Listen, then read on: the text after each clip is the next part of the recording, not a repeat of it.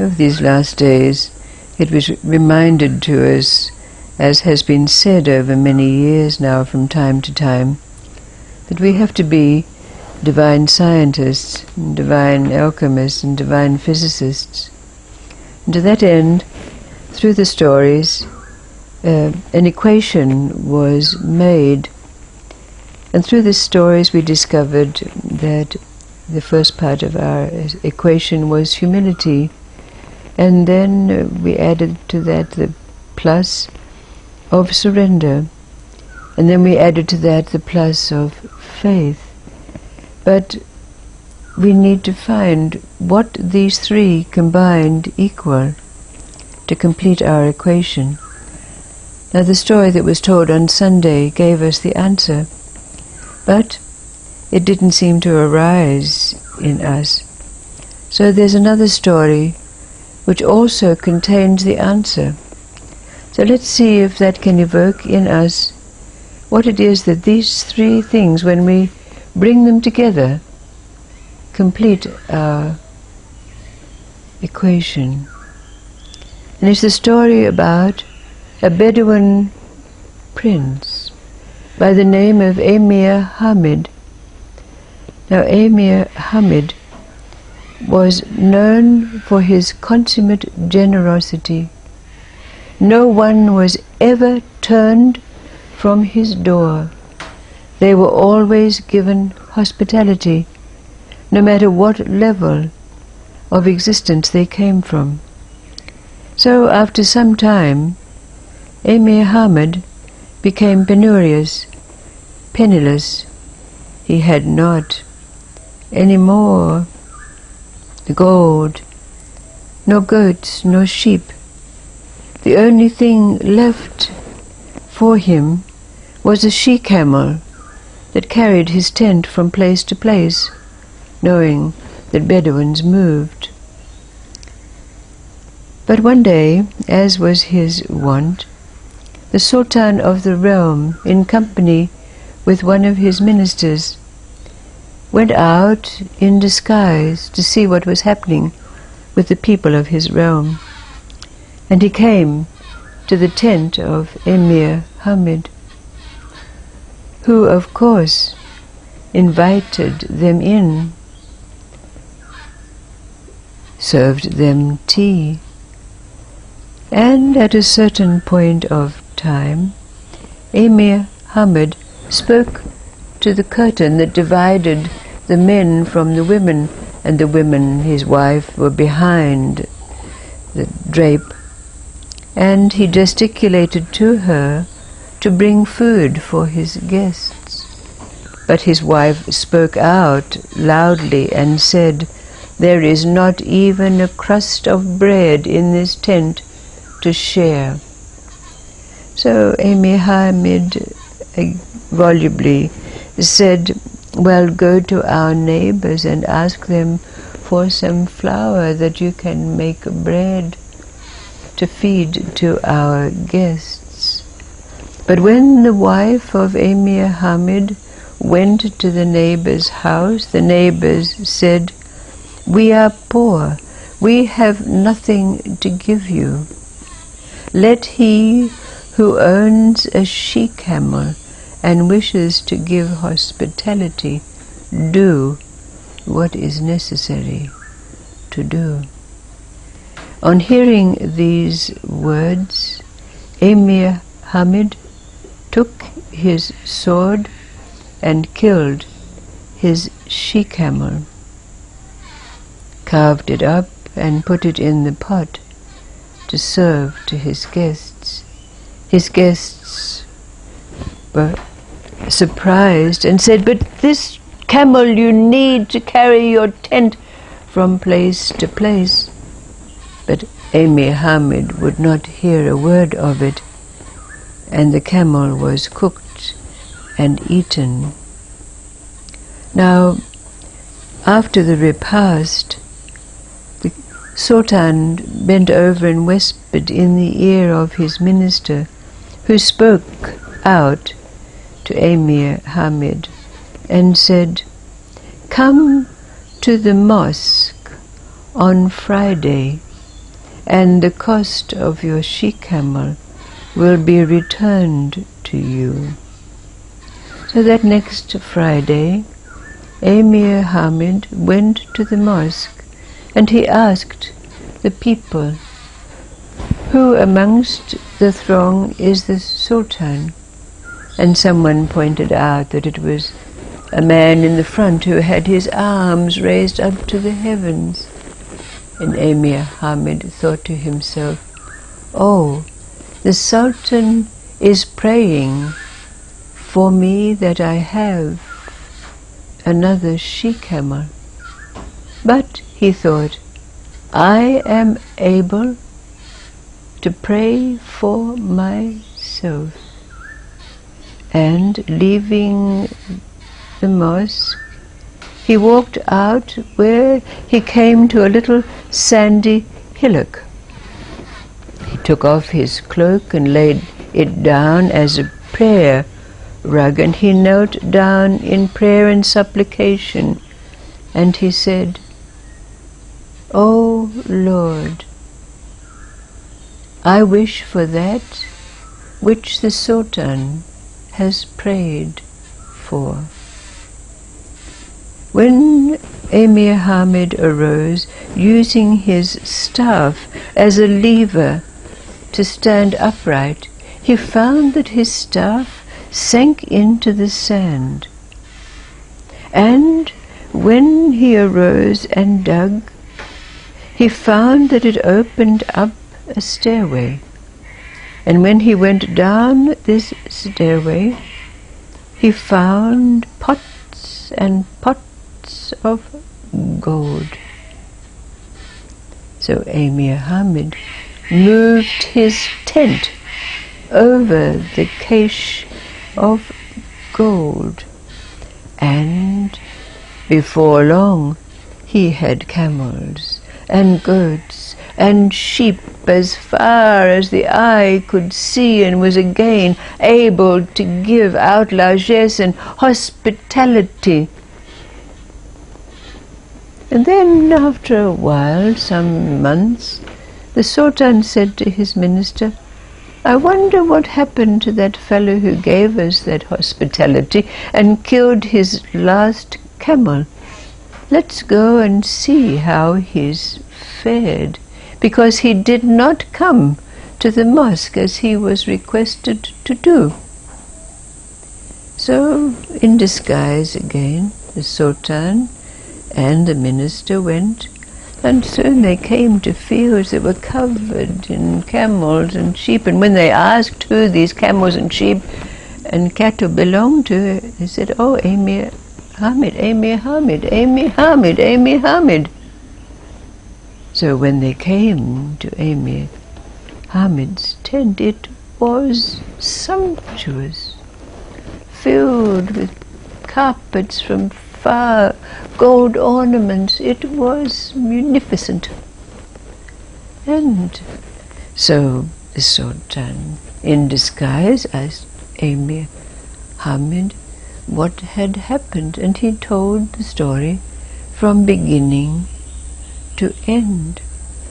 Now, the minister leant over to the Sultan and said, "Sire, this man is now richer than you. Before long he's going to try to take over your throne. We have to kill him." "But," said the Sultan, "he's given us such hospitality." And the minister said, "You know the nature of men. You have to kill him, otherwise no one can have greater wealth than the Sultan." So the minister said to him, "Tonight, after you've slept in the morning, you say to Amir Hamid that you had a dream. You had a dream that you said, 'Ow, ow, ow.'" And Amir Hamid will have to answer that only a dog says, "Ow, ow, ow." And that is sufficient insult to you and reason to chop off his head. So, reluctantly, The next morning, when they were sitting down to their fragrant tea, the Sultan said to Amir Hamid, "Last night I had a dream that I said, 'Ow, ow, ow.' I hope that it was a good omen." And Amir Hamid said, "Oh, yes, because the first ow was in the word Tao, which means light, and it is known that you revere and honor the light of God, which brings about all of life. And the second ow means Jiao, which is air, and it is known that also you revere and honor the birds that are lifted up into the heavens on the air that is given by the Great One. And the third ow is the word Sao, which is evil, which it is known that you have done your best to eradicate." With that, the Sultan had a great scowl on his face, and taking his sword, he whipped off the head of his minister. He turned to Amir Hamid and asked him to become his counselor, his advisor, and from that time on the Sultan would not let Amir Hamid out of his sight.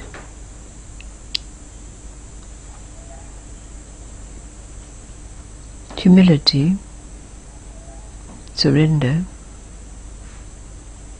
and faith, trust equals. What is it about Amir Hamid that gives us the answer to that which arrives when these three come together?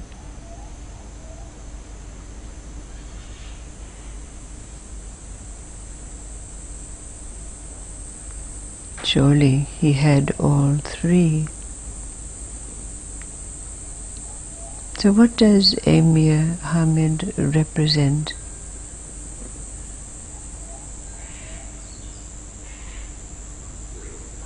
What is it about him that we know and live now, knowing that we've traversed this path, this equation, we've been humbled, we've had to surrender, and we've had to have faith and trust. What have they brought about in us? As depicted by Amir Hamid.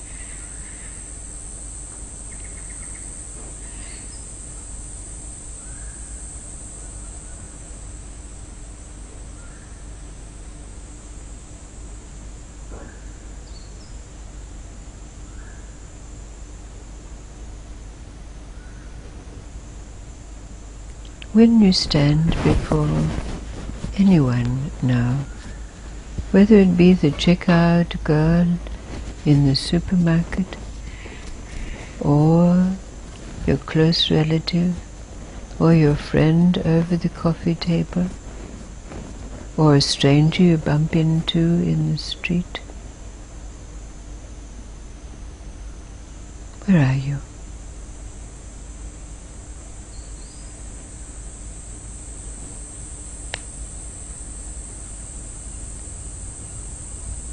Where are you?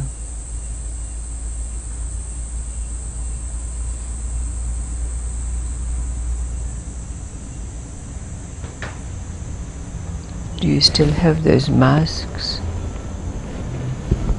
One for your family, one for the checkout girls in the street, one for your friends, one you see in the mirror. Were all those masks gone now?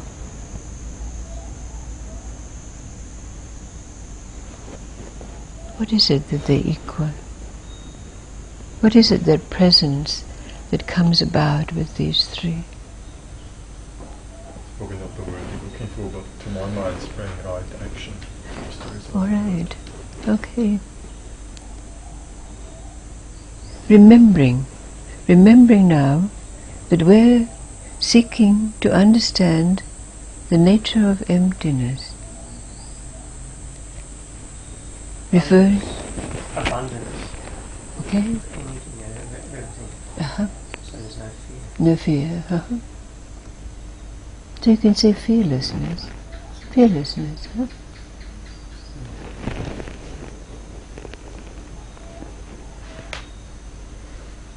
No separation. No. It's like a dropping into the moment. Like, instead of pushing forward into the next or being held back by the last, this is sort of just a dropping that allows for contentment and acceptance of what is. Right.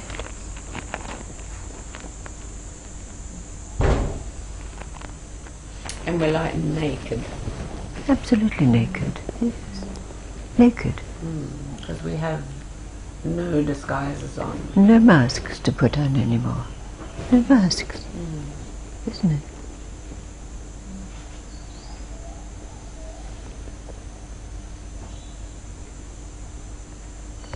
And because we're no longer looking out there as life as a mirror, what is it then? Bringing it back again to this question that's been asked. What's your relationship with life now? Or what's life's relationship with you? It's like an openness. Absolutely. Isn't it? So the mind is totally clear of any need to project some upper person, even though that comes about on those other levels. So you can see where this is leading us, isn't it? We have no more masks, we have no more mirror. The mind is now content to be in that place of just presence. No projections.